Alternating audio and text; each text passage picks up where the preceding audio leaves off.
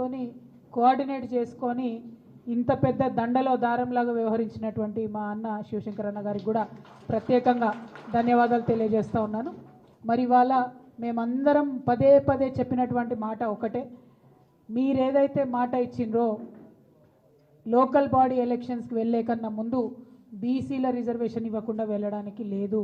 వెళ్తే మాత్రం పెద్ద ఎత్తున రాష్ట్ర వ్యాప్తంగా ఉద్యమాలకు మేము తెరలేపడం జరుగుతుంది. రెండవది 42% అని మీరు చెప్పిండ్రు, అది ఏ ప్రాతిపదికన చెప్పిరో ఎందుకు చెప్పిండ్రో కనీసం మీకన్నా తెలుసా అని కాంగ్రెస్ పార్టీని వాళ్ళ మేము ప్రశ్నిస్తూ, మరి నిజంగానే మీరు చేసినటువంటి లెక్కలు కరెక్ట్ అయితే, బీసీ కమిషన్ ద్వారా మీరు చేసినటువంటి ఎన్యూమరేషన్ కరెక్ట్ అయితే, ఎంత బీసీ జనాభా ఉందో చెప్పిన తర్వాతనే రిజర్వేషన్ల అంశాల పట్ల ప్రజలలో చర్చ పెట్టిన తర్వాతనే ఎన్నికలకు వెళ్ళాలి అని చెప్పేటటువంటి డిమాండ్ ఇంకొకటి. మరి ఇప్పుడు సావిత్రిబాయి పూలే గారి జయంతి రాబోతూ ఉంది. ఆనాడు చాలా పెద్ద ఎత్తున ఒక మహాసభను మేము ఇందిరా పార్క్ దగ్గర నిర్వహిస్తాం. ఇట్లా ఇప్పుడు వచ్చినటువంటి వారందరూ ఒక వ్యక్తులు కాదు, ఒక్కొక్క శక్తి. మరి ఆ సమాజాలన్నీ కూడా ఆనాడు కదిలి రావాలని చెప్పి నేను కోరుతా ఉన్నా. ఆ వేదికగా ఇంకా పెద్ద ఎత్తున మనకున్నటువంటి సమస్యలు, మనం కోరుకునేటటువంటి అంశాలు అన్నిటినీ కూడా ఎండగట్టి మరి ఇక్కడ రాష్ట్ర ప్రభుత్వం పైన, అక్కడ కేంద్ర ప్రభుత్వం పైన ఇద్దరి మీద కూడా ఒత్తిడి తీసుకురావాల్సినటువంటి అవసరం ఉంది. కేంద్రంలో ఉన్నటువంటి బీజేపీ ఇవాళ జనాభా గణన చేస్తే తప్పకుండా అందులో కులగణన ఉండాలి. కేవలం ఒకే ఒక పెన్ స్ట్రోక్తోని today Narendra Modi ji and BJP government at the centre can change the fate of crores of backward class community in this nation. So we demand a column for a caste census should be included in the census that is going to be conducted next year.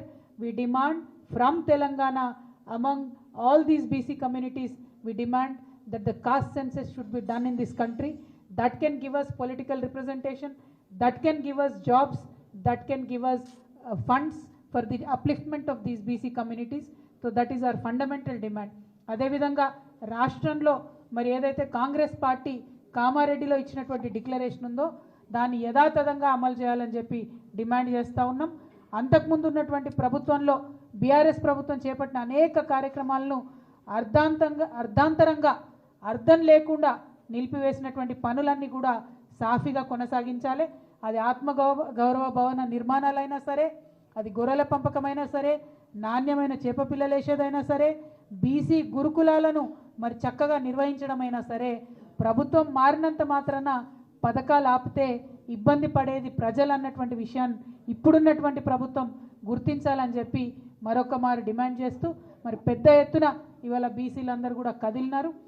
బహుజనులందరూ కూడా కదిలితే మరి ఎట్లా ఉంటుంది అనేటటువంటి విషయం ఇవాళ ఒక ట్రైలర్గా శాంపుల్గానే చూపిస్తూ ఉన్నాం. దీన్ని తప్పకుండా సినిమా అన్నది మీకు 3వ తారీఖు నాడు, జనవరి 3వ తారీఖు నాడు ఇందిరా పార్క్ దగ్గర ప్రదర్శిస్తాం. మా డిమాండ్లను యథాతథంగా ప్రజల పక్షాన ఆలోచించి నిర్ణయం తీసుకోవాల్సిందిగా ఈ ప్రభుత్వాన్ని కోరుతూ జై తెలంగాణ, జై తెలంగాణ.